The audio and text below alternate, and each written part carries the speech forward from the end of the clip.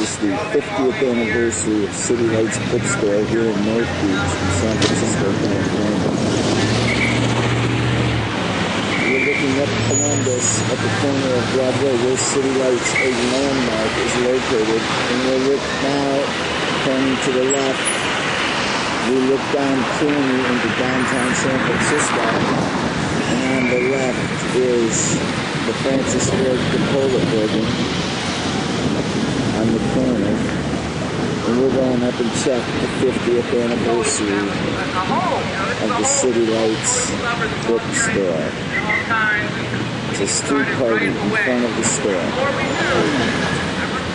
Viva Kevin Starr in the state of California and the city of San Francisco, which is distinct from the kingdom of George II.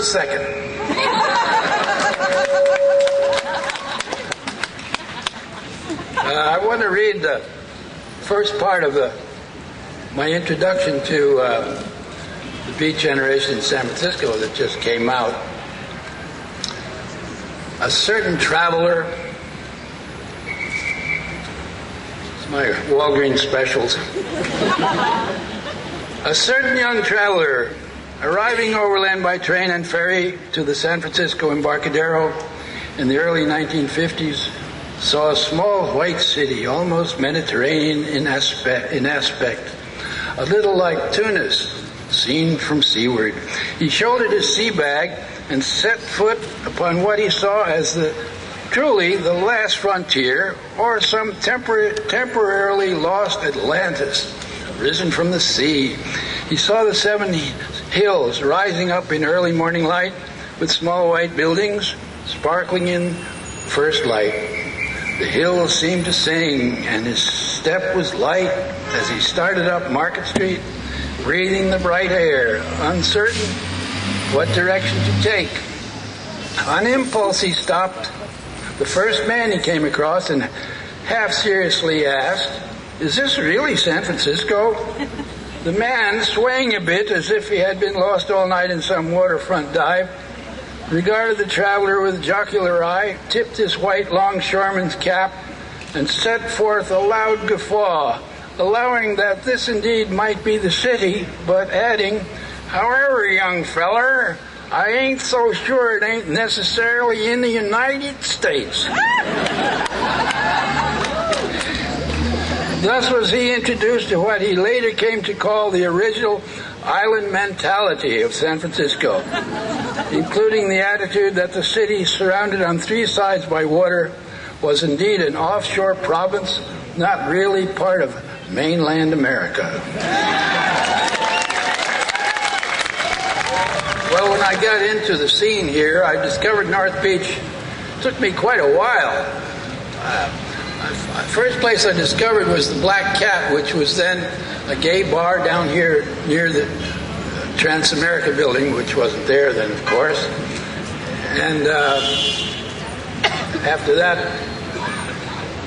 up this way, and I had a painting studio starting in '52 in 9 Mission Street, the Autofred building. Studio I inherited from Hassel Smith. And I was driving, I had an old Austin car, and I was driving back to my flat on Chestnut Street here. For some reason, I didn't go along the Embarcadero. I came up Columbus, and I saw some guy putting up a sign right here that said, "Pocket Bookshop." So for some reason, I parked. I don't know why, except my old friend George Whitman in Paris had just started his first version of what's now called Shakespeare and Company in Paris. And there's a used bookstore. I said, well, that's what I'd like to do. Have used bookstores, sit in the back, read under a green eye shade, and grumble if anybody interrupted me. So I came across the street, and I introduced myself. Turned out his name was Peter D. Martin, and he had a little magazine called City Lights. It was like the very first pop culture magazine. And it published, among others, the first film criticism of Pauline Kael. And so I said, "What are you doing?" He said, "I'm starting a pocket bookshop." And there was a brilliant idea. There was no paperback books. No paperback bookstores in this country. It was just the beginning of what became known as the quality paperback revolution.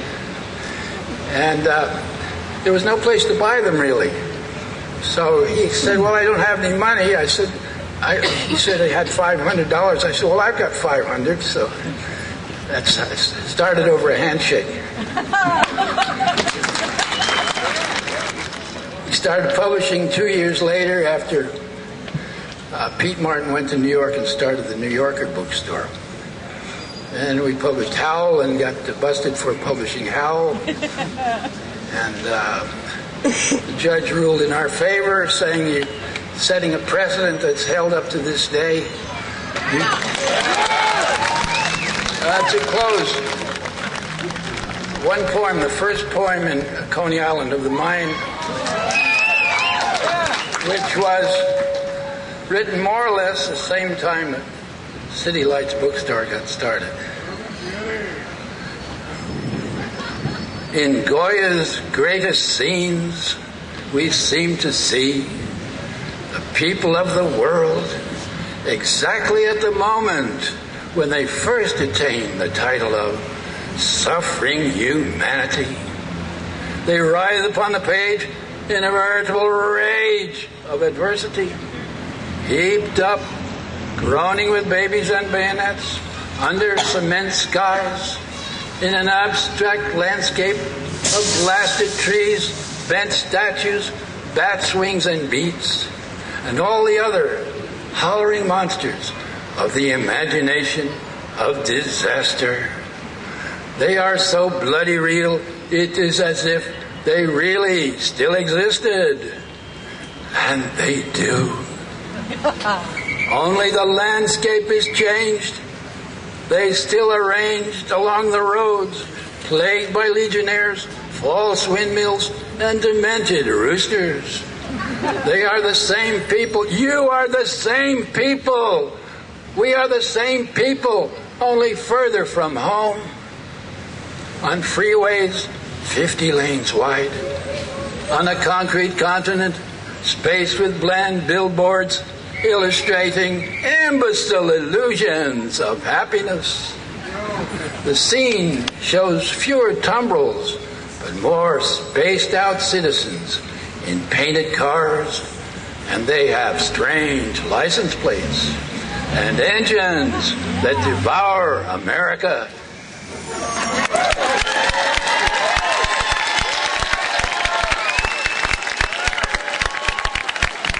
Lawrence Ferlinghetti, everybody.